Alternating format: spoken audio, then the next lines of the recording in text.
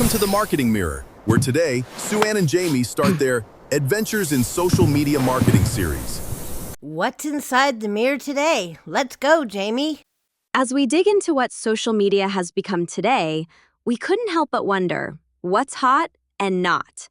And one platform keeps cropping up, so much so that Jamie calls it the social platform to watch, and maybe give some love in 2026 and beyond. It's interesting. The shift came out of Cannes last year, the Cannes Festival.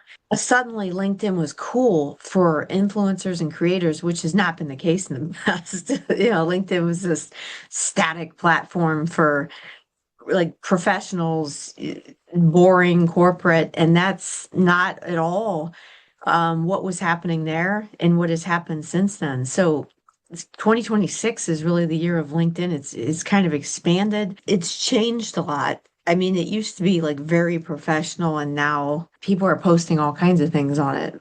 I could throw up this new data. Here's some of what it says. LinkedIn is the number 2 most cited domain across ChatGPT, Perplexity, and Google AI mode. It's ahead of Wikipedia, YouTube, and every major news publisher. And this is according to SEMrush, who just analyzed 89,000 LinkedIn URLs cited in AI search results. And the findings are a good reminder why it's valuable for executive thought leadership on LinkedIn to be part of your content marketing strategy. Interesting to me is I was about ready to throw LinkedIn out the window. It's not just the most followed LinkedIn personalities that are getting this recognition. It says the most cited posts have only around 15 to 25 reactions. And then people with less than 500 followers are just as likely to be cited as those with over 500, which I find surprising. It's interesting. I think now they're looking more to see what you're posting. Well, here's what's weird too. The sweet spot word count wise is 500 to 2,000. The data SEMrush shared reinforces the power of the text or written post on LinkedIn. And that average 500 to 2,000 word stat sure proves it. But carousels, arguably the most popular format on LinkedIn right now, seem to flourish from the power of imagery with limited copy. This series is about to get serious as Sue Ann and Jamie take this discussion into the studio on their adventures in social media marketing quest. They're on a mission, guys, to get the scoop for 2026 and beyond for you. Not only longer posts, but also, they're really pushing their publishing. That's basically blog, like they have their own blog platform and they've got the newsletter. So I think that's where the higher end count of that character count comes from, is people publishing on there. Hey, what's interesting?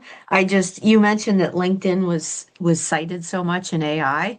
And I know it's really strong for search as well. I just Googled myself and my LinkedIn profile came up first. Wow. Proof over in the everything. pudding. Real time case study. That's crazy. Also discovered in the SEMrush AI search study are these tidbits. Around 75% of cited authors post more than 5 times in 4 weeks. Roughly 54 to 64% of cited content is educational or advice-driven rather than promotional. And 95% of cited content is original, not reshared posts. There you go.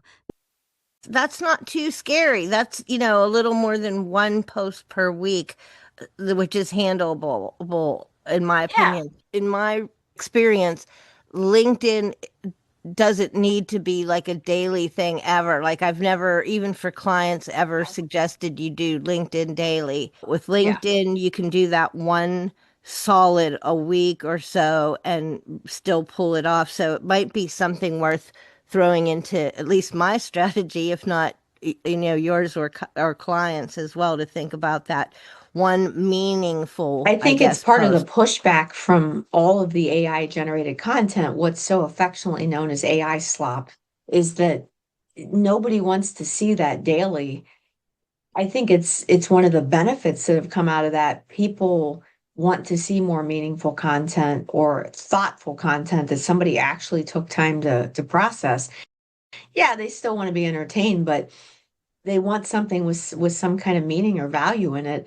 Um, I think that's a good thing overall. It can be frustrating as a creator to constantly come up with this content, but that's where you can actually step back and post less and make sure it's better content.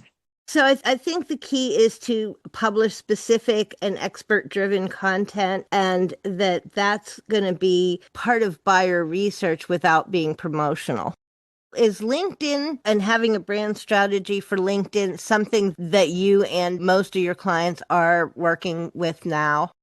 My clients are all on there because whatever it's definitely transitioned a little bit and it's going through some changes, but all your clients are on there, all your prospects are on there. And especially now that you've seen that movement where I think it is more attractive for a younger audience, and those creators and those freelancers, business owners, whatever they're doing, young professionals, it's actually cool to be on there. That was one of the things that surprised me coming out of Cannes. According to LinkedIn's own reporting, around 1.2 billion people are members worldwide, suggesting that just over 20% of all people over age 18 have created an account as of this 2025 reporting. But what about video on LinkedIn and those popular carousels?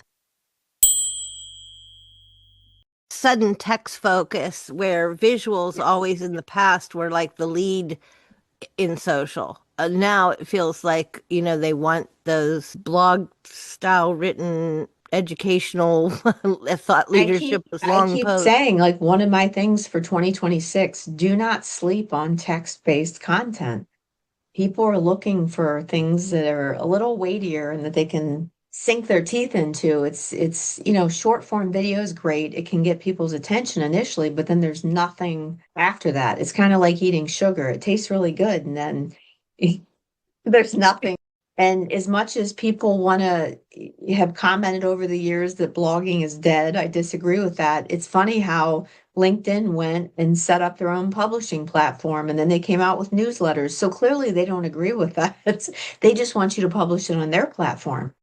Exactly. And that is one of the changes that we've seen with all of the social platforms. They've all switched up the algorithm in some ways to reward and to contain you in their own environment on their platform. Videos seem to have been really hot when they came out on LinkedIn, which was LinkedIn jumping into the boat of the progress other platforms were making, I think, with video. But then it kind of got hot, then it real hot, and then it got kind of cold. It's not as video intensive as I saw it there for a while. But what I wanted to ask you about is something that's very popular on LinkedIn, and that is carousels. You can see how popular carousels have already become on there, and it doesn't include multimedia use at this point. So that's something to keep an eye on. I wanted to ask you if there's a format or type of carousel that performs best or that you recommend using for yourself or for clients, because I've seen both text-heavy, almost ebook style carousels, and then I've seen others that were carried more with imagery and maybe just a little bit of copy.